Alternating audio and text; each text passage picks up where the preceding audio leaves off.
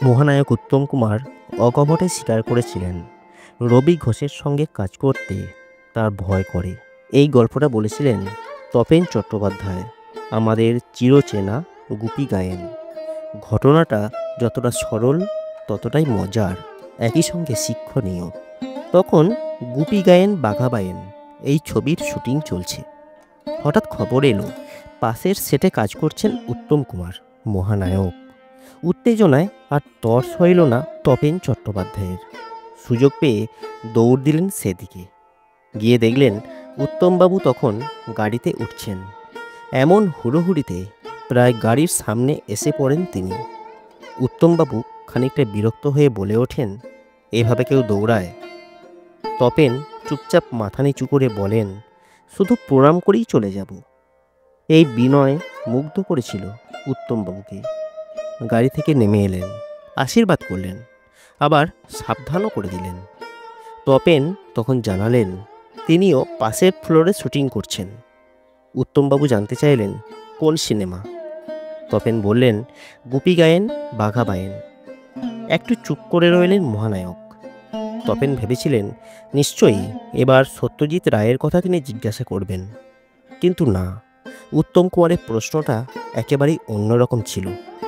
তিনি বললেন, ওই ছবিতে রবি ঘোষ আছে না? তপেন বললেন, হ্যাঁ, তিনি আছেন। তখন উত্তম কুমার হালকা হাসি দিয়ে বলে ওঠেন, রবি ঘোষের সঙ্গে কাজ করতে তোমার ভয় করে না? তপেন একটু অবাক হলেন। ভয় করবে কেন? রবিদা তো ভীষণ ভালো মানুষ। এ কথা শুনে উত্তম কুমার একটু মুচকি হাসলেন। তিনি বললেন, ভালো মানুষ ঠিকই, কিন্তু অভিনয়ে ও যে কত বড় সেটা অনেকেই বোঝে না। ওর পাশে দাঁড়ালে ক্যামেরাও যেন তাকে ভালোবেসে ফেলে। একবার এক শটে দেখা যাবে আমি গাড়ি থেকে নেমে একটা দুর্ঘটনার জায়গায় যাচ্ছি।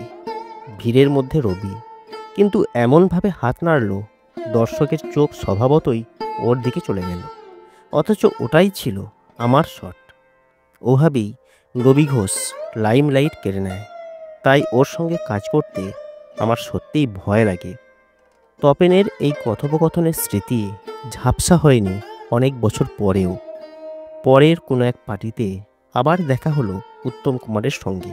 তখন সঙ্গে ছিলেন রবি ঘোষ।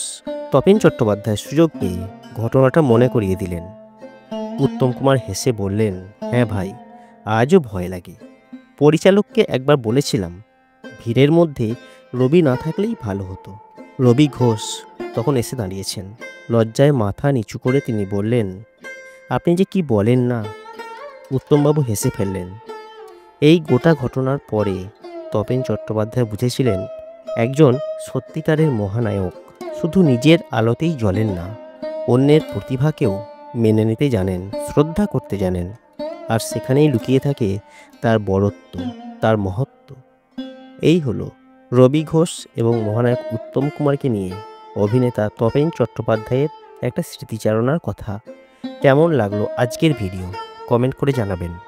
যদি ভালো লাগে ভিডিওটিকে লাইক করবেন, শেয়ার করবেন আর অবশ্যই চ্যানেলটিকে সাবস্ক্রাইব করবেন।